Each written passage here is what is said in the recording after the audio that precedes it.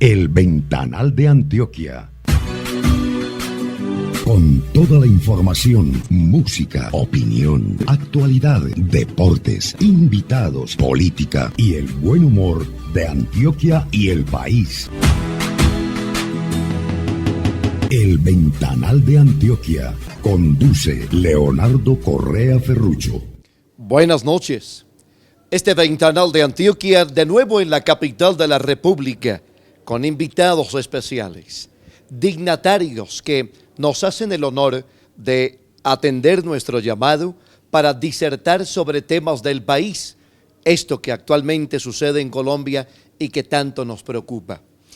He invitado hoy, por segunda vez, a alguien que siempre está muy atento a lo que acontece en nuestro país, opina, es activo, participa en los distintos foros, pero también utiliza los medios de comunicación, las redes sociales, pero ojo, con criterio, con fundamento, con argumento. Está con nosotros uno de los más prestantes abogados de nuestro país, especialista en varias ramas del derecho y entre las que los hace más destacados la penal y la administrativa. Es el doctor Abelardo de la Espriella. Doctor Abelardo, bienvenido a este Ventanal de Antioquia. Qué placer estar nuevamente aquí con todos ustedes en el Ventanal de Antioquia. Iba a decir el colombo italiano, pero no me la metí de una. Pues más colombiano que italiano, pero sí, también italiano. Yo amo este país, lo llevo en mi corazón, en mi alma, en mi cabeza y por eso peleo tanto por él. Barranquillero, ¿no? No, yo soy monteriano, sí. Que yo nací aquí en Bogotá. En esa época se estilaba que las mujeres tuviesen los hijos en Medellín o Bogotá. Fácilmente pudo haber sido paisa, sí. Pero yo no, yo en realidad soy un hombre caribe, costeño. Netamente caribe. Sí, pues, más de 25 años aquí en Bogotá, óyeme el acento. Sí, cómo no. Es fácil que lo pierda un paisa que lo pierda yo. ¿Cómo no? ¿Cómo no? Tú te encuentras un paisa en Egipto y sigue siendo paisa. Sí. Qué maravilla. Sí, así es. Doctor Abelardo, entremos en materia. Varios temas que hoy son preocupación del país y que generan polémica. Y quiero abrir por uno que nos une a usted y a mí en el tema del temor a Dios y en el principio de la vida. Hoy se propone desde la Corte Constitucional, la base de la Constitución de nuestro país, poder facilitar o dar luz verde al aborto en nuestra Colombia. Posiciones aisladas de diferentes sectores hacen que hoy el país esté dividido, pero en donde hay una propuesta interesante, la del expresidente Álvaro Uribe, por preguntarle a Colombia al respecto. La izquierda colombiana nos quiere imponer a través de fallos los cambios que ellos desean para nuestra sociedad sin haber ganado las elecciones. Estamos frente a una situación que se conoce como litigio estratégico. Esto es un tema de la izquierda, por supuesto, acolitada por aquellos funcionarios judiciales que son, digamos, del lado de ese espectro ideológico, como el señor Linares, que es un santista consumado. Entonces, esta gente de la izquierda nos quiere imponer unos cambios a nuestra sociedad y a nuestros principios. Pero si quieren hacer eso, que ganen las elecciones, no que utilicen el litigio estratégico a través de fallos judiciales para modificar nuestra Constitución, nuestra manera de ver el mundo y nuestra propia sociedad. El aborto es un crimen abominable. Se amparan en un parapeto impresentable y es que se trata del cuerpo de la mujer. No, cuando la mujer está embarazada tiene a otra criatura en sus entrañas que tiene vida propia, por tanto no puede decidir de manera arbitraria sobre la vida de esa criatura. Ya la propia Corte Constitucional se había pronunciado en el pasado en 3 casos validando el aborto que me parece razonable. ¿Cómo no? Malformación del feto, peligro para la vida de la madre y que este embarazo sea fruto de una violación. Esta Corte Constitucional es tan descarada y tan politiquera que desconoce su propio precedente para inculcarle a la sociedad colombiana y para tratar de inocular a través de un fallo judicial un cambio estructural en nuestros principios. Pero fíjense ustedes, son los mismos que salen a defender la vida de un toro y se rasgan las vestiduras y se paran desnudos a las afueras de una corrida y dicen que eso es un horror. Esos mismos que defienden a los toros son los que están a favor del aborto en cualquier caso, circunstancia y sin importar el mes de gestación. Qué falta de coherencia. Los colombianos de bien Tenemos que defender el derecho a la vida. Doctor Abelardo de la Espriella, otro tema neurálgico hoy en nuestro país es el tema de los paros. Estamos viendo un paro por todo. Paran los profesores, paran los estudiantes, paran los taxistas, paran las centrales obreras. Es un país que parece estar imitando ejemplos o malos ejemplos de algunos rincones de Latinoamérica y que está suscitando una iniciativa de revolución en cada uno de los sectores y trastocando la economía de nuestro país. ¿Qué decirle a estas personas que en vez de sentarse a concertar salen a estas manifestaciones? Es que no hay que llamarse a engaños, no se trata de paros. Es la ejecución de una estrategia perfectamente diseñada por la izquierda radical para lograr una implosión en el centro de la economía, de la política y del desarrollo de nuestro país. Esto tiene un libreto, esto no es gratuito, por eso todas las organizaciones que hacen parte de esos paros son de izquierda, de una manera u otra. Todo esto está concertado. Al señor Petro y compañía no les interesa que el país avance, les interesa fomentar el caos para, a través de la división que genera ese caos, poder catapultarse en unas elecciones vendiendo falsas esperanzas, porque eso es lo que ha hecho de manera histórica e inveterada la izquierda, no solamente colombiana, sino también internacional. Ese cuento de los paros es una vagabundería y el gobierno no debe tratar de concertar con todo el mundo. Aquí lo que hay que hacer es aplicar la ley. Y esos bandidos que salen disfrazados de estudiantes, con papas explosivas y con artefactos explosivos, no son estudiantes ni son manifestantes, son terroristas. Colombia requiere urgentemente una regulación de la protesta y requiere también que se determine que ese tipo de actuaciones, cuando la persona aporta ese tipo de elementos explosivos, se trata de actuaciones criminales que encuadran en el delito de terrorismo. Usted en un país serio como Estados Unidos entra a una escuela encapuchado y dice que tiene un artefacto explosivo encima y así no lo tenga, por ese solo hecho es considerado un terrorista. Ahora, ¿qué se podrá decir de estos bandidos disfrazados de estudiantes que quieren hacer de las universidades un centro de fechorías y a través de esos paros crear un caos en las ciudades y en nuestros pueblos? Ni qué decir de otro tipo de marchas, de otras organizaciones. Lo que quieren, repito, es sembrar el caos para, a través de las cenizas de lo que queda en Colombia, porque lo que quieren es destruir, no quieren construir. Un tipo que sale a la calle a destruir los bienes públicos y privados. Públicos y privados, no quiere construir nada, quiere destruir, quiere generar el caos, porque la izquierda lo que ha hecho históricamente es catapultarse a través del caos, y lo que están haciendo es incendiar el país. Para eso el mejor remedio que hay es la aplicación contundente de la ley y la judicialización de esos bandidos, y en esa tarea cumple una labor fundamental el gobierno nacional, nuestra gloriosa fuerza pública y la Fiscalía General de la Nación. Por eso digo, hay que crear un estatuto antiterrorista para combatir incluso esas cosas y también regular la protesta. Toda la protesta que sea pacífica, bienvenida. Estamos en democracia, pero los bandidos que quieran destruir la honra, bienes y la seguridad de los colombianos deben recibir un castigo ejemplar como corresponde para delincuentes de esa categoría. Opinión y política pasan por el ventanal de Antioquia. Doctor Abelardo de la Espriella, invitado hoy a nuestro ventanal de Antioquia.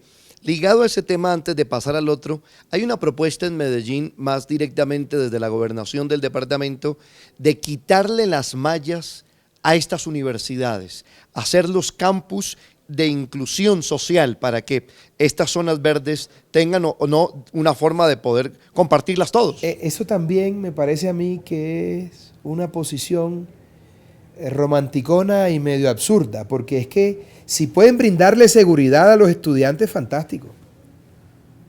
Si no hay barreras y hay seguridad, muy bien, que todo el mundo interactúe. Pero ¿cómo está el tema de la criminalidad? ¿Cómo está el tema de la seguridad en el país? ¿Es que los políticos fantasean con un mundo imaginario? ¿O es que acaso en Medellín se puede quitar la seguridad de ciertas instituciones educativas o públicas o no puede, o se pueden evitar los controles? Por favor, el país está mal frente al tema de la seguridad y Medellín y Antioquia no es la excepción. Por eso digo yo, recogiendo las palabras que sabiamente hace muchos años dijo el presidente Álvaro Uribe Vélez y parafraseándolo de alguna manera porque él lo dijo distinto, yo creo que sin seguridad no hay nada. Cuando una persona llega herida con un trauma múltiple por un accidente a una sala de urgencias, lo primero que hay que ver es cómo está a nivel cerebral. Y luego se resuelve el tema del pie fracturado. Aquí hay una cosa fundamental que necesitamos recuperar como sea. Por la razón o por la fuerza. Por la razón o por la fuerza necesitamos recuperar nuestra seguridad. Y en eso tenemos que cooperar todos los colombianos. Porque además el problema de seguridad de Colombia pasa por las 220.000 hectáreas de coca que dejó como herencia el tartufo Juan Manuel Santos. Es allí donde se encuentra el combustible para todas las formas de violencia. Por tanto, hay que empezar a fumigar ya. Al presidente Duque le han puesto todas las trabas posibles, la Corte Constitucional, para que no fumigue, porque eso también hace parte de la estrategia de la izquierda. El diferencial de la guerra contra la subversión está en el aire, a través de la fumigación y a través de los bombardeos aéreos. Y ambas cosas están medio suspendidas en Colombia. La fumigación completamente suspendida. Y los bombardeos aéreos, no, pero esperemos a ver si hay un niño, no. A ver, si hay un menor de edad enfusilado, con uniformes, el Estado puede bombardear. El problema no es del Estado, sino del reclutador ilegal, que toma a ese niño como un arma de guerra. Aquí hay que hacer un análisis profundo como país, sociedad y nación y entender, como lo dijo el doctor Gómez Hurtado en su momento, qué es lo fundamental. Debemos hacer un acuerdo sobre lo fundamental. Aquí hay 4 cosas importantes. La seguridad. El tema de la corrupción es pavoroso y hay que combatirlo con mano dura. Y hay que hacer algo que se llama la revolución de las cosas pequeñas, que son grandísimas. Tenemos que llevar a la gente salud, educación, trabajo, saneamiento básico, agua potable, alcantarillados. No podemos tratar de arreglar este país si no cerramos la brecha social que hoy nos divide. Pero hay que empezar por la seguridad, combatir la corrupción, combatir la criminalidad con mano de hierro, aplicar la ley como corresponde, porque eso hace parte también de la retórica de la izquierda. Ahora matan un bandido en la calle y el malo es el miembro de la fuerza pública. Como si la fuerza pública asesinara y no cumpliera su deber cuando debe cumplirlo. En fin, la izquierda está tratando a través de una suerte de narrativa siniestra de invertir el orden de las cosas presentando a los buenos como malos y a los malos como buenos. Y no hay que caer en ese juego, porque hay que hacer lo que hay que hacer, guste o no, por el bien de la nación, por la salud de la república, como decían los antiguos romanos. Y hay que ejercer esa autoridad con mano de hierro. Porque el Estado debe inspirar en el ciudadano de bien respeto. Y en los bandidos debe inspirar terror. Que los bandidos sepan que van a terminar en una cárcel o en una bolsa de plástico si violan la ley. Así de sencillo. Me parece que en el respeto y aplicación estricta de la ley está el fundamento de cualquier democracia y está el fundamento del respeto por los derechos de los ciudadanos, que al final del día es lo importante. Toca usted un tema que es de una u otra forma cercano a su organización o pool de abogados. Es el tema de Dylan Cruz, manifestante que terminó fatídicamente su desenlace en una de estas tantas manifestaciones en los meses pasados. Se ha pronunciado la ONU a través de Human Rights y ha manifestado que lo declara un delito o un asesinato en sí. ¿Cómo es la posición, y casi que digo de la defensa, en este caso de quien el policía que actuó dentro del procedimiento normal? Lo primero que hay que decir es que el Comité de Derechos Humanos de la ONU está infiltrado por la izquierda, desde siempre. Ojalá salieran a defender a los miembros de la fuerza pública con el mismo ahínco que han salido a defender a otras personas que pertenecen al espectro ideológico que ellos tanto defienden. Segundo, la ONU no es instancia judicial en Colombia, está usurpando funciones, por tanto, está violentando la soberanía nacional. Y segundo, se trata de actos propios del servicio. El deceso de este muchacho, por supuesto, es lamentable. No hubo nunca intención dolosa de causarle daño, y eso ya está en manos del juez competente, que es la justicia penal militar, precisamente porque se trata de actos propios del servicio. El señor capitán del ESMAD no estaba tomando trago ni rumbeando con unas amigas, estaba conteniendo una marcha que pretendía destruir, violentar y causar toda suerte de destrozos en la capital de la República. Lamentablemente ocurrió lo que ocurrió. Pero la ONU, a mi juicio y a mi modo de ver, carece de cualquier legitimidad en esta causa, como se dice en el argot jurídico, y para mí no son más que unos defensores de ciertas ideas con las cuales yo no comulgo y que le han hecho mucho daño al resto del mundo y que tratan de enquistarse en Colombia, pero no lo vamos a permitir.